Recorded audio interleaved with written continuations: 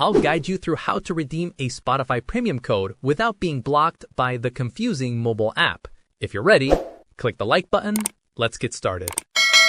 To redeem your Spotify premium code, you must use a web browser because the mobile app is not equipped for this redemption process.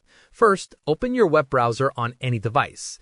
So open the browser and go to the official Spotify redemption page at spotify.com/redeem.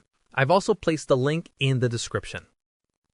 Log into your Spotify account to access your subscription settings. Scroll down the account page to find the redeem option. Enter the 16-digit PIN from your gift card or code, exactly as it appears. Check your billing country to ensure it matches the country where the card was purchased. Click the green redeem button to securely activate your premium time. Following this official method ensures your subscription is instantly applied and your payment information remains completely secure.